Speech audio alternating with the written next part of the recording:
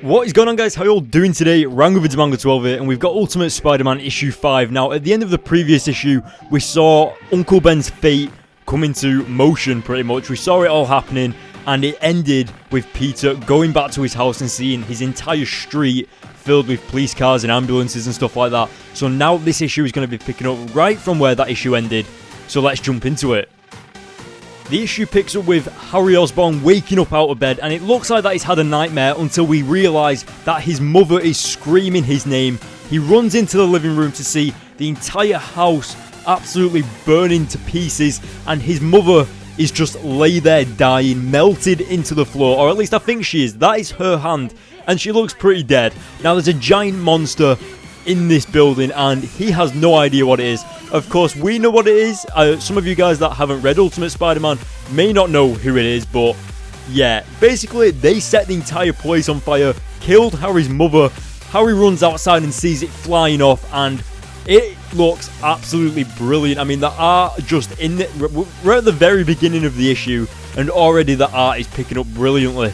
Now, what we're seeing on screen right now is Aunt May telling the police officer what actually happened, and it turns out that the guy came into the house and obviously went all silent. Uncle Ben actually said, "You may have more money than we do," and he actually had a little bit of a chuckle, and that kind of agitated the murderer, and he actually shot Uncle Ben and took off. And that's where it all went crazy. And as you can see, we've got Peter and his family and like the rest of the police officers all absolutely depressed. I mean, it's a pretty tragic time, and I think that that art and just Brian Michael Bendis' writing actually brings that across brilliantly.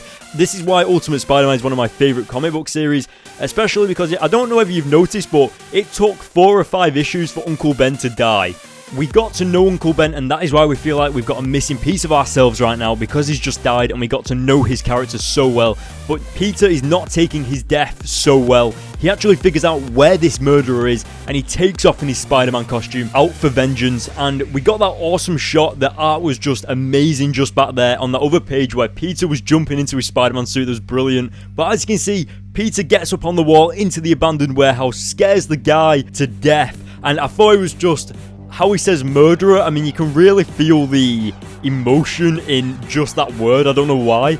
Now, we also get to see Peter launch a tire at this guy, and I'm pretty sure in real life a tire would instantly kill you if it hit you like that. I mean, they're pretty heavy. You've also got to remember that we've still got the police officers outside waiting for this robber to come out. They're actually hiding behind their cars right now because the murderer has fired a weapon, so yeah. But as you can see, Peter finally gets his hands on this guy. He gives one huge punch to the guy before picking him up by the torso, and that is when he remembers. He looks into his eyes and remembers the guy's face. This is the guy that he let go when he robbed, was it that grocery store that he robbed, or did he rob a bag or something, or money? I can't exactly remember, but either way, he's remembering back to what the guy said about if he tripped him up, then everything would have been fine. But Peter said that he had his own problems, and Peter's selfishness brought this around on himself. And we also got a quick look at Captain Stacy there, and Peter's actually looking at his wallet, seeing about who he is and stuff like that. And then, of course, he has that little thing, like that little moment of whether he should kill him or whether he should have him arrested. And that's when he launches him through the window on a piece of rope and dangles him in front of the police officers to arrest him. And Peter takes off out of there in his Spider-Man costume, and we get this really awesome shot of Peter in like the moonlight type of thing on the edge of the building, and I thought that was just brilliant. It's kind of like a mysterious superhero type of thing, because if you think about it, he's not actually a superhero right now. This is like his first time doing something good as Spider-Man.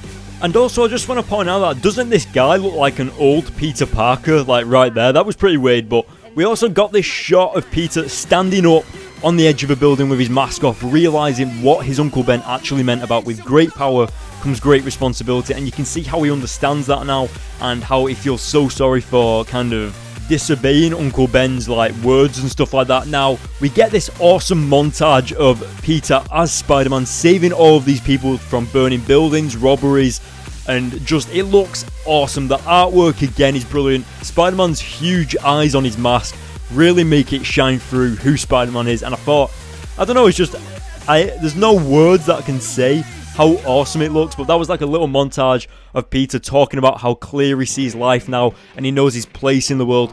And then we go over to Peter and Mary Jane talking for the first time since Uncle Ben died, and Peter just breaks down in the middle of the street with Mary Jane, and that is where the issue ends. And honestly, that was probably the most emotional roller coaster ride of the Ultimate series so far, especially with like Brian Michael Bendis' writing and dialogue. Did you see not Uncle Ben, did you see Aunt May's horrified face when she said, "Peter, what are we going to do now?" That was Mark Bagley's art, and it was phenomenal. I mean, I'm going to give this issue a 9 out of 10, just like the previous issue. I thought the artwork, as I've already said many times throughout the video, was awesome, and just the story and the writing from Brian Michael Bendis himself was awesome as well. It took 5 issues for Peter and Uncle Ben to die, and then Peter to get the robber and the murderer and stuff like that and bring him to justice, and now Spider-Man is finally going to become Spider-Man in the next issue, so look out for that. Guys, hit the like button on this video. Let me know what you thought about this video in the comment section below. Make sure you go to my Facebook page and Twitter. Follow me on there for news updates and comic previews, like early previews of comics and stuff like that. So yeah, that's on my Facebook page. Also guys, last but not least, this is the most important one. Hit the subscribe button for more, and I'll see you guys in my next video. So good to be back.